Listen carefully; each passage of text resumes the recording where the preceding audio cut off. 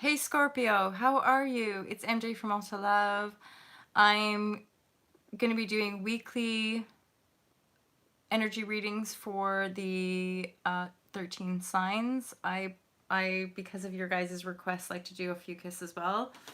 And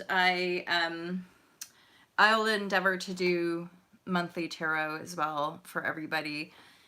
This seems to be a guided level of development just to offer more clarity, specific guidance, and it's also helping me lift myself out of some underlying people pleasing tactics or tendencies, which of course is actually really improving my ability as a life coach, as it were, spiritual guide for people, really being honest with the intuition basically. So I'm thankful for the tarot and I'm wanting to share it with you. This is the messages for Scorpio, and obviously I always intend to have and receive the highest guidance, you know, like what is it that this whoever is guided to this message ultimately, but of course it's a call out to those who resonate with the Scorpio. What are the divine messages that we need to hear for the here now, you know, regardless of the timestamp? Like whenever you find this message, whatever you need is ultimately for you, you know, the messages that come out. And some of us joke about, hi Lisa, some of us sort of chat about that, how I might randomly stumble upon an Aquarius reading and it just resonates completely. So you know what I'm saying? It's like, yeah. We'll find what we're looking for, basically, right? You're welcome. Scorpio, this is for you. What's the divine guidance for this first week of July? We're heading into a very powerful, energetic dance of a new moon solar eclipse. This is a pretty potent portal for these upcoming transformational energies, a paradigm shift.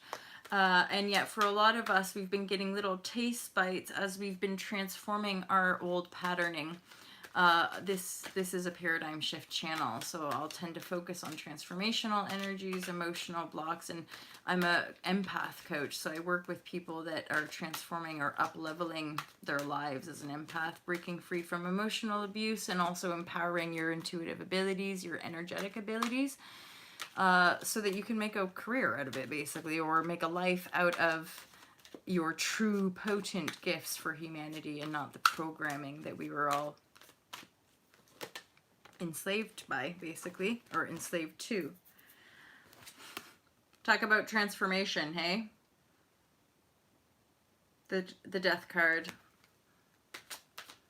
If you've experienced an actual death, sorry for your loss. Regardless of any capacity, we've lost a life, we've lost a way of being, we've lost a person perhaps, we've lost a career, we've lost something's gone out of our lives, Scorpio. Which, again, an overarching theme, as I say, is right now, especially as we head right into this eclipse is like the energy of eclipsing out our past. So if, like many of us that resonate on this channel, you're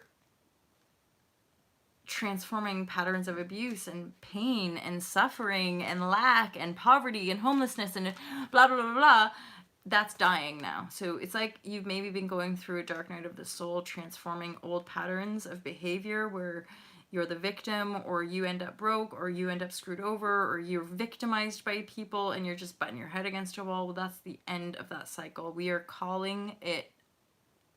We're calling it. It's over. Game's up. It's done. We're not going back into that manipulation. We're not going back into old paradigm. We're not going back into divide and conquer, blame and attack, divisive enslavement programming. No more. That's dead. Boom. Whew, thank you, Scorpio. Bosh, I needed to hear that. Didn't even realize that we're still very much saying goodbye to the old energies. And then if I didn't say this already, I'm not a traditional tarot reader, you guys. It's pure intuition. So if you're a traditionalist, this might not resonate. Quite frankly, if it doesn't resonate, it's just not meant for you. Fucking sweet, Scorpio. So something's dead, and out of the death of that, you've got Wheel of Fortune and Justice, and or Justice and Wheel of Fortune. This Justice card could be very connected to the Death card as well. This could be a court ruling. This could be karma, but obviously karma in a positive direction, right? So something closes out, feels empty, but actually it's come via justice, or it is representing itself as a card that is bringing justice on a higher level, which is then turning the wheel of fortune in your favor, because the Death would tell me that you've been through a challenging cycle and that you've had to die to an aspect of self, right? You've had to let go of maybe family members, or you've had to let go of people you loved or thought you loved. You've had to let go of maybe a career or a path that you thought you were destined you know, for, and now you're letting go of all of that. Right. Oh, wonderful, Lisa. So, so beautiful. Transforming into one who actually loves self. Not easy, but determined. Good for you, my friend. It's so intense. Intense.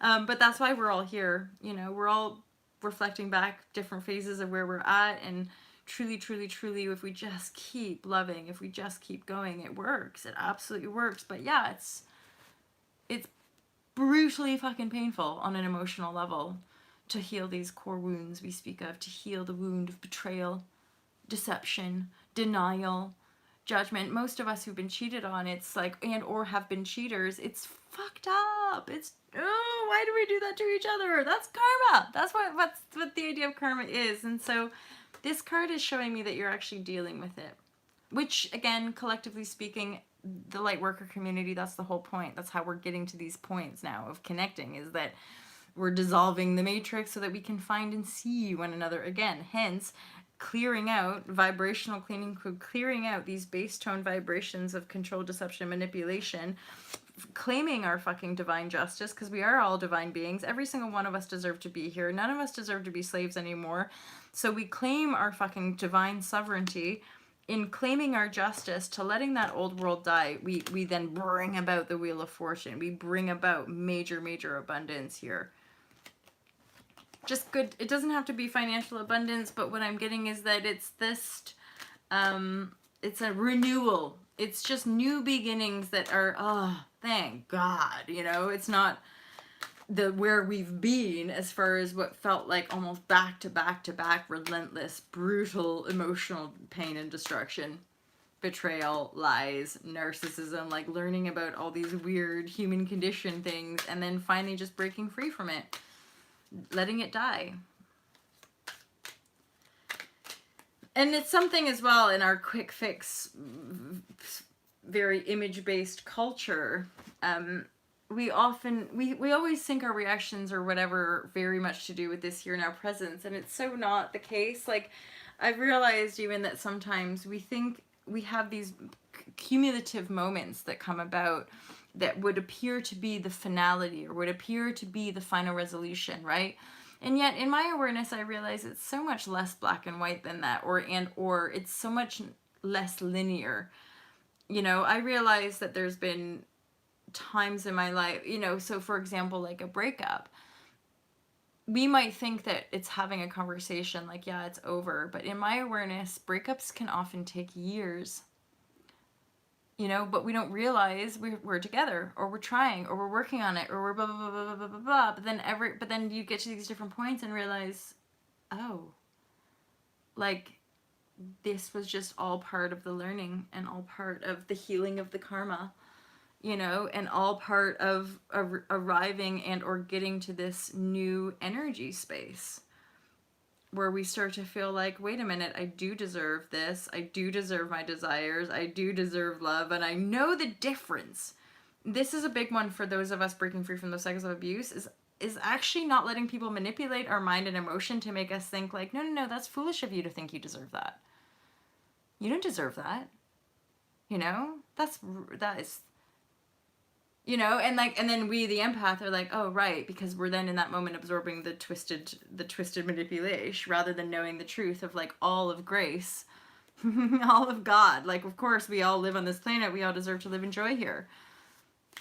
But energy doesn't judge, you know, so we are the ultimate God force in our lives, and we're the ones choosing, are you going to judge self or be in love with self?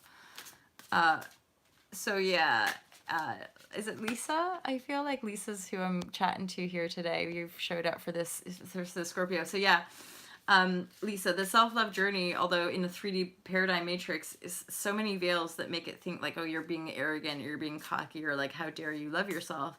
But like, it's so freaking powerful.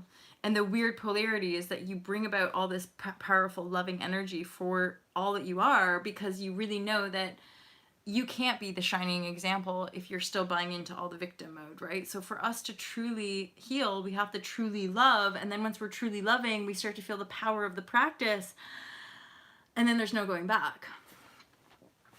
There's no going back, because you realize you're the only one that can be responsible for your mind, for your heart, for your emotions, for your choices. So you continue to empower that responsibility, and don't place your power in other people. It's not worth it, trust me.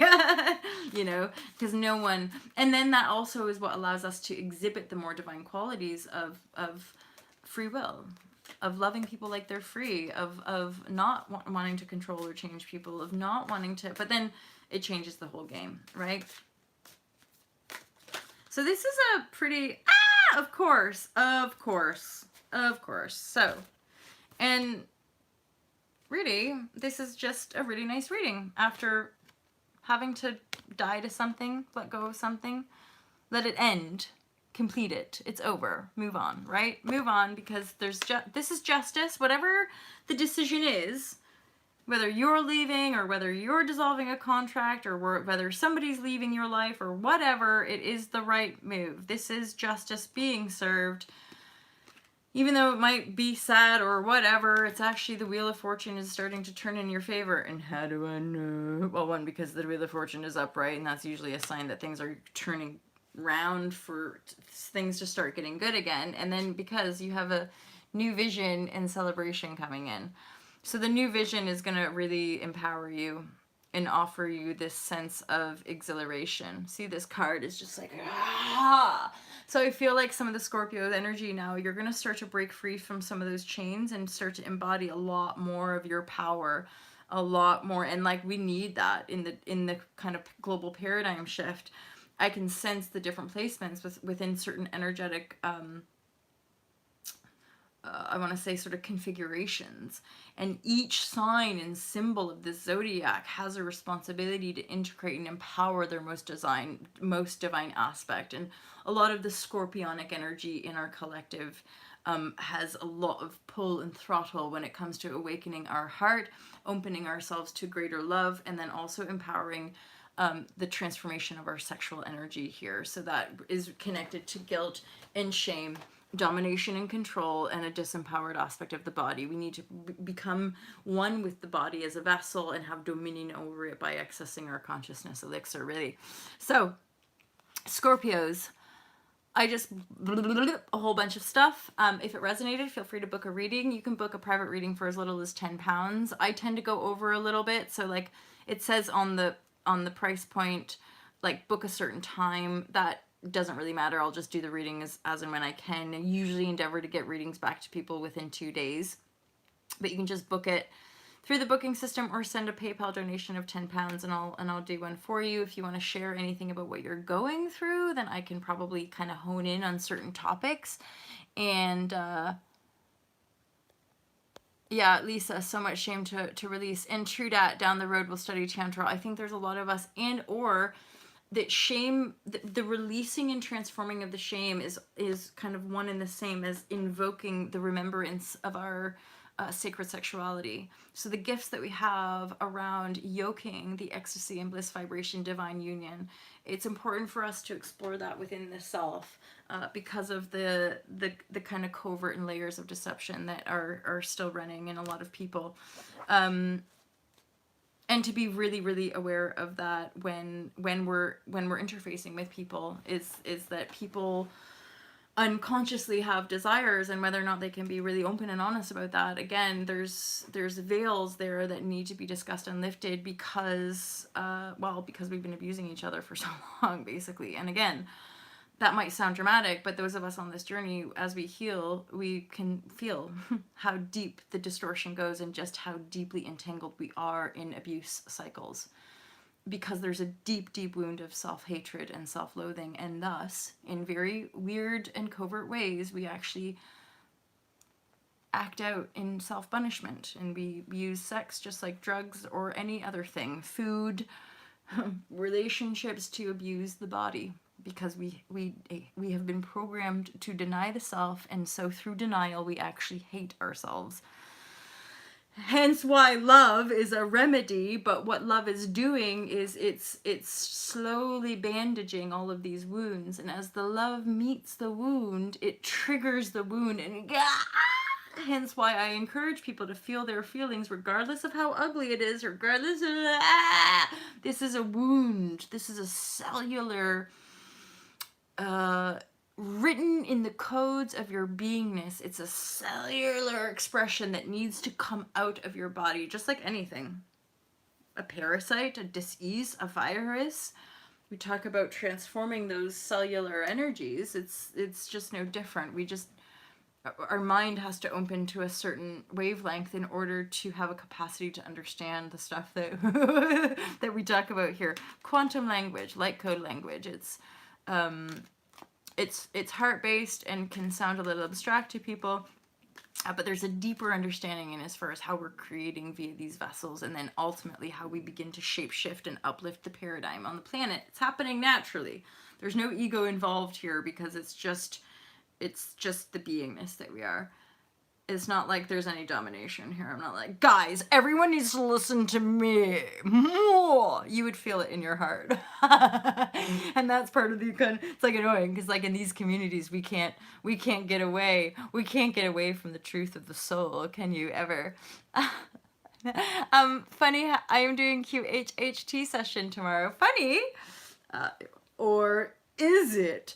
A lot of synchronicity, good vibrashe, all of it has its place. I truly believe that. Like so many of us, it's like, I can't even tell you all the different there, emotion code and timeline, what was it? Timeline, dimensional timeline healing, and QHHT and EFT and tray and gong and flotation, and like there's just literally like infinite forms of healing at this stage, where my personal like journey and point of attraction is that it's still all leading back to you. You are your ultimate healer and guide.